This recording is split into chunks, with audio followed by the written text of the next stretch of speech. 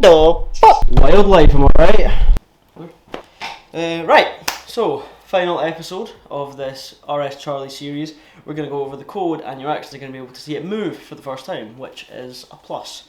It's not just sitting on the desk and me evaluating it, which I can see how it can get boring, but you know, we're going to swiftly move on from that.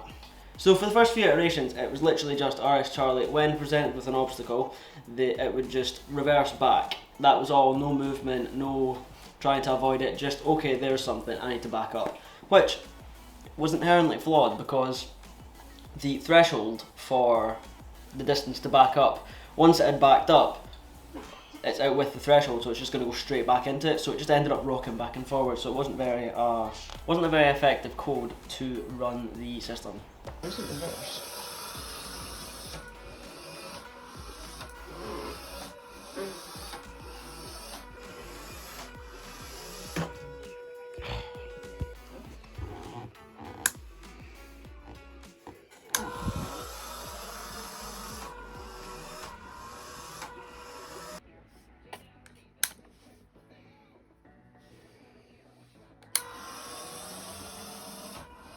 Oh. Right, so that obviously didn't work, so I then made some changes to the code. These new changes were still a reverse-based obstacle avoidance system, but instead of just straight reversing and doing a linear headbutt every time it saw an object, it would reverse to the left to see if it then created an alternate path, and that alternate path was therefore clear. Then it could move forward. But now the issue is, if there was such an obstacle that was either shaped or positioned in such a way that reversing to the left wasn't an option, it would then get itself stuck, and then it would just revert back to rocking back and forward in the same linear pattern, or it would just get itself stuck and then stall out the motors and, you know, probably like blow up. Yeah, and here's the videos.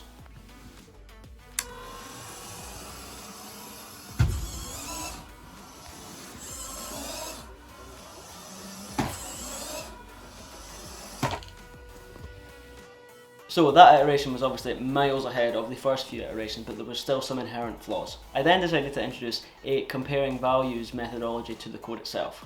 What that means is there's three sensors, so you've got the left, the right and the center, and what it does, it just compares each sensor value to each other. So for example, if the right sensor distance reading was shorter than the left distance sensor reading, then the whole robotic system itself would gravitate towards the left hand side because there was obviously something blocking the sensor readings on the right hand side, so obviously we want to move away from that.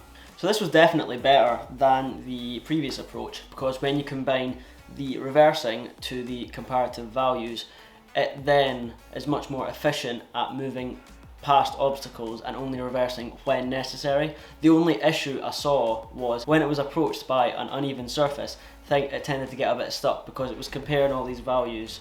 Like if there was a dip in front of the left hand sensor and it was actually clear there, it was just hitting a patch, it would tend to move towards the right where there was actually obstacles. So it's just more issues tended to come up, but it was definitely a more efficient system.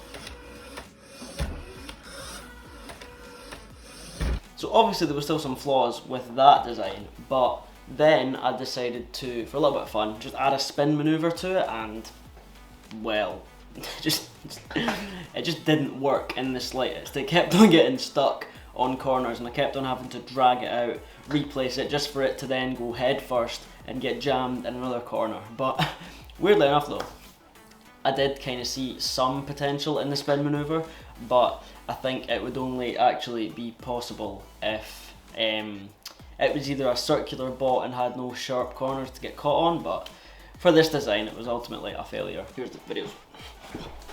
Ow.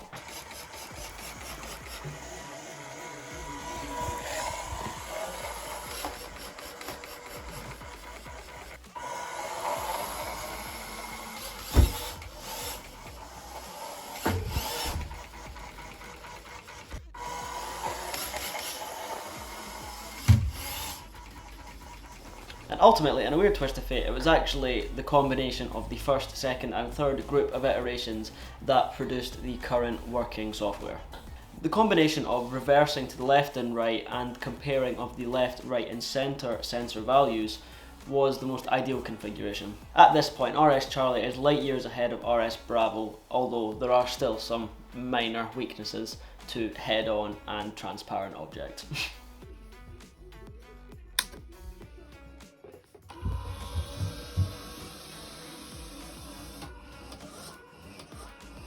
Ooh.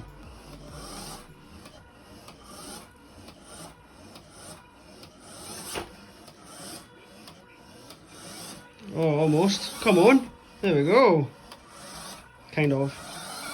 Oh.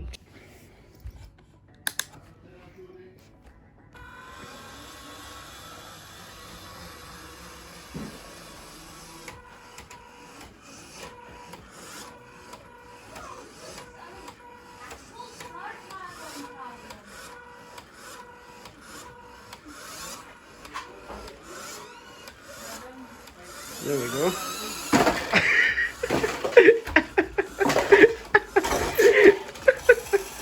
And there you have it, that is the full overall completed evaluation and demonstration of RS Charlie. It was very fun to make. I made it ages ago and I had to kind of regurgitate a bunch of half accurate memories on how I did it, but I feel like I did a pretty good job considering the circumstances and the fact that it had been sitting in my shed for at least 5 months, but we're just gonna ignore that for the time being. Next robot is going to be RS Delta and I am very excited to get started on that. I've already got some decent ideas in the making. We're going to be attempting some new methods of actuation, completely reworked design. I'm just so excited to actually get it built. But anyway, that is all for this week. Thank you so much for watching and I will see you in the next video.